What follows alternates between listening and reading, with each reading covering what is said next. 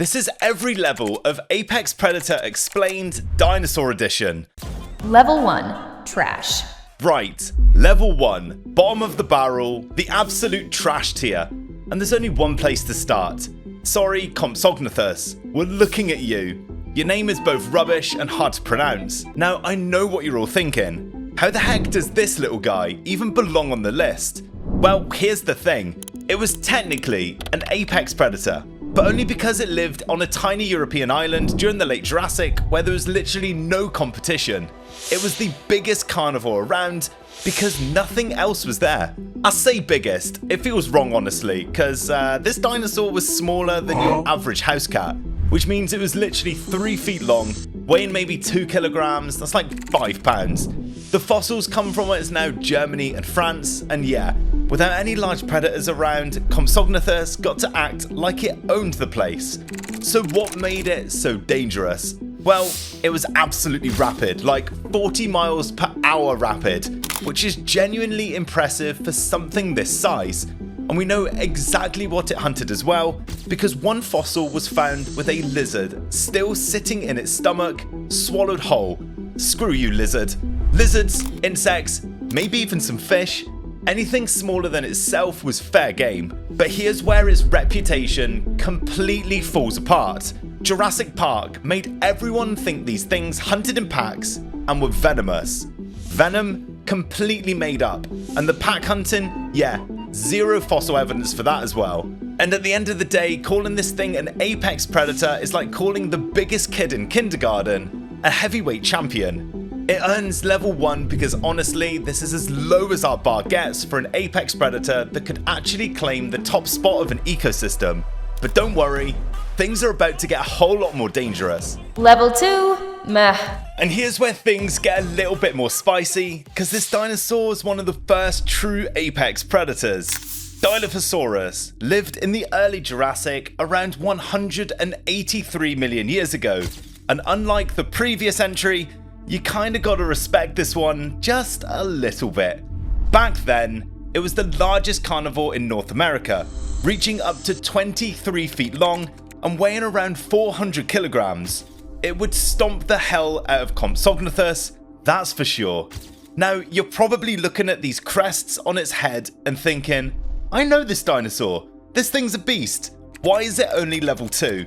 Well, if you've seen Jurassic Park, everything you think you know about the Dilophosaurus is a lie. There's no neck frill that could flare out like an umbrella, there's no venom that could blind you and kill you from a distance. Sadly, that was all fake. When you look at the skull, there is no evidence of venom. No grooves, or pits in the teeth, or jawbones that look like they could be spitting venom. Nothing. The author of Jurassic Park, Michael Crichton, invented that based on spitting cobras. The frill came from the Australia's frilled lizard. Creative, sure, but we're not ranking based on creativity, we're ranking based on how badass an apex predator is. So what was this dinosaur actually capable of? What it did have was a solid skull and powerful jaws. In fact, they're more powerful than we first thought.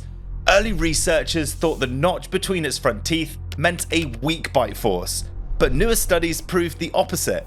This predator could absolutely take down large prey, including herbivores like Ceratosaurus. But those crests were probably just used for display, attracting mates, intimidating rivals, the usual. Animals just trying to get laid. Just like those birds on planet Earth, just with a bit more risk if you throw the wrong shapes. Compared to what is coming though, Dilophosaurus was fairly standard. A solid predator, sure, maybe if it could actually spit venom like in the movies, I'd rank it higher, but I just can't today. But we're gonna start getting a little bit more serious now. Level 3, Mid. This next predator reached around 10 meters, that's over 30 feet long, and weighed close to 3 tons. We've got some of the best preserved skeletons of any dinosaur from Allosaurus, which means we know a lot about how this thing lived and hunted. Allosaurus had a weak bite force compared to what you'd expect on a predator of this size, only about 3,500 newtons. So how the hell did it take down massive sauropods and armoured stegosaurs? Well, Instead of clamping down and crushing bone, it used its powerful neck muscles to drive its jaws forward into prey and then pull backwards and upwards, ripping off large chunks of meat. Think about how a bird of prey tears with its beak. Same idea, just way bigger and way more deadly. Up at the Cleveland Lloyd Quarry in Utah, over 75% of the bones here belonged to Allosaurus. At least 46 individuals all died in the same spot. Early theories said that this was a good sign of pack hunting, but according to new research, it could be something else completely. Because Allosaurus teeth have been found stuck in Allosaurus ribs. In other words, it might have just been a vicious, opportunistic killer that turned on its own kind. But here's the thing about Allosaurus. For all of its power and aggression, it had a serious weakness: Stegosaurus. One fossil shows an Allosaurus with a tail spike punctured to its hip. Another had its tail punctured. And there's even one that got smacked in the crotch. Talk about a low blow. So yeah, Allosaurus was dangerous, but it wasn't invincible. And that's why, even with all the violence, it's only level 3, because up next, Level 4. Pretty scary. we've got Spinosaurus. And I can already hear you screaming at the screen, how can you put Spinosaurus at level 4? And I get it, this is one of the biggest carnivorous dinosaurs to ever walk the planet. It grew up to 15 meters, that's like 50 feet long. And theories about its weight have changed over time, but most recent reports say it's thought to be around 7 tons. It's got that massive sail running down its back. But here's the problem.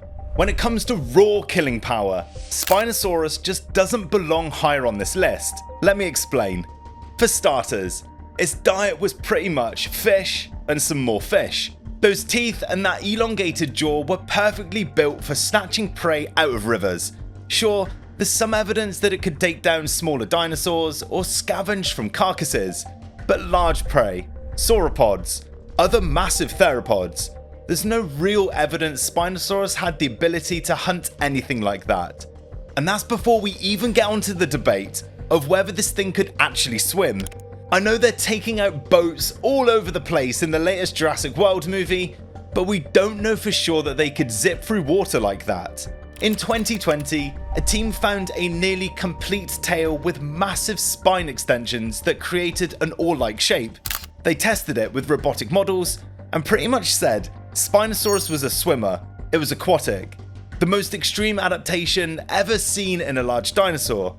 But then you've got other people arguing Spinosaurus was too buoyant to dive, too unstable in the water, and only capable of moving at less than 1 meters per second in the water. I mean, 1 meters per second? That's rubbish. So what's the deal? Well, some people reckon it was a wading ambush predator. Basically, a giant heron hanging out in the shallows, waiting for fish to swim by. Now, to be clear, the debate's still going, but the point stands. Spinosaurus was a specialist, a massive fish-eating specialist. And I mean, that's impressive still, especially when you look at how big the fish were that it was chowing down on back then. And look, the thing is an awesome dinosaur, but it doesn't have that, what I'm looking for, like, doesn't have that versatility or that flat-out dominance of what comes next. They hunted sauropods, they killed other apex predators, they were built for war. In some ways, you could even say it's lucky to be at level 4, because the dinosaurs after this, Level 5. Actually scary. and this guy lived right alongside Spinosaurus. But while Spinosaurus was wading through shallow water and snatching up fish, Kagarodontosaurus was hunting on the land, and it was hunting big. It's named after the shark, and well, let's just say that fits perfectly. This guy was 12 to 13 meters long and weighed somewhere between 6 and 8 tons. Its skull alone measured 1.6 meters, which is just massive when you think about it. And the inside of that skull was some of the largest teeth of any dinosaur group ever found. Individual, serrated, reaching up to 8 inches long. These weren't teeth for crushing bones, they were blades, designed to slice through flesh and leave wounds that bled out fast. A single bite from Kagarodontosaurus would send prey into shock, the kind that wouldn't stop bleeding, the kind that drops a sauropod in minutes. So what's holding this guy back? Well, Despite the fact that it's huge, Kagarodontosaurus had kind of a weak bite force, only around 11,000 to 25,000 newtons. I mean, like, that's a lot, but look, we got more coming, bear with me guys. It's a weaker bite that allowed for a different hunting strategy. It could open its jaws wider, slash faster, and carve through prey with those razor teeth instead of relying on brute force. We know it fed on large herbivores because Kagarodontosaurus teeth have been found embedded in sauropod bones. Whether it killed them or scavenged them is still debated, but it doesn't change the fact that this thing went after giants. But we're only at level 5, time to crank it up a gear. Level 6, Nightmare Fuel. Now we're talking about one of the most terrifying predators to ever walk the earth, Giganotosaurus. It lived in Argentina's Patagonian Badlands, mid-Cretaceous, around 100 to 95 million years ago. When this dinosaur was found in 1993, everyone was like, what the fuck? Because the numbers were absolutely insane. Some estimates put it at 13 meters long, possibly weighing up to 13 or even 14 tons. We don't really have enough specimens to say for sure, but this thing was massive. One of the largest land predators to ever exist, and Giganotosaurus didn't rely on crushing power.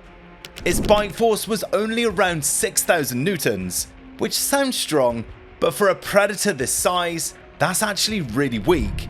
Its skull was tall and narrow, so it probably used fast, repeated strikes, slashing with those massive serrated teeth and opening up wounds instead of clamping down and crushing. That's not to say it couldn't crush bone. I mean, look at this thing. It's powerful, for sure, but just not powerful enough to be at the top of our list. But these jaws aren't the most scary thing about the Giganotosaurus. Close relative, Mapusaurus, has been found in a massive bone bed with 7 to 9 individuals buried together, adults and juveniles, all in one place. They died together, which means they likely lived together. And if they lived together, they probably hunted together. So it's not out of this world to imagine Giganotosaurus might have also hunted in packs as well. Their prey, Titanosaur sauropods, some reaching 100 tons. Giganotosaurus lived in South America at a time when there was no predator even close to its size. It sat at the top of the food chain, and with those blade-like teeth and that massive bulk, nothing stood a chance, except one dinosaur. There's only one predator that wouldn't back down from a Giganotosaurus. That brings us to level 7. Level 7, Dope. And look, there's not much left to say about T-Rex that you don't already know, but let's talk about why this predator sits at the absolute top. It grew up to 12 meters long and weighed anywhere from 9 to 15 tons. Absolutely massive. Incredibly bulky. I mean, come on. Its name is Tyrant Lizard King. But the most impressive thing about it, the thing that puts it right at the top of the list, its bite. T-Rex had the most powerful bite of any land animal to ever exist. 35 to 57,000 newtons of force. That's 3 times stronger than Allosaurus. Enough force to crush down with the weight of 3 cars on a single tooth. And if you've seen this thing coming at you, you'd probably really want to run and sit on the toilet because we all know what you'd be doing. While Giganotosaurus and Kagarodontosaurus were slashing and bleeding out their prey, T-Rex was pulverizing bones. Its teeth were thick, blunted, cone-shaped, built to pierce through armor, crush through ribs, and shatter vertebrae. T-Rex bite marks on bones show damage that no other predator could replicate. But here's what really settles the debate. For years, people argued whether T-Rex was a scavenger, that it was too slow, too heavy to actually hunt. That debate ended in 2013. Scientists found a T-Rex tooth stuck in a hadrosaur tailbone, surrounded by healed bone growth. But T-Rex had more than just brute strength. Its brain shows unusually large smell regions, so it had an incredible sense of smell that could track prey for miles. Its eyes were the size of oranges, the largest of any land animal, positioned for amazing depth perception. Some scientists think it could see ultraviolet light as well, giving it tracking advantages through dense forests. This thing was smart, powerful, built to dominate. Take a look at this. It's the most complete T-Rex ever found. Sue. That's a nice name. The monster of a T-Rex, and its name's Sue. 90% of Sue's bones are recovered. It's 12.3 meters long. We know that it weighed somewhere between 8 and 14 tons. And at 28 years old, when she died, Sue had survived multiple injuries in her lifetime. Broken ribs, infected jaw, bite marks from other predators. She lived through it all. So let's settle this for once and for all. Giganotosaurus might have been longer. Spinosaurus is kind of a mystery. But no predator combined the bite force, the senses, the intelligence, and the proving hunting success of T-Rex. This was the apex of apex predators, the undisputed king. So that's 7 levels of apex predator, from the tiny Compsognathus all the way up to the king itself. What do you think?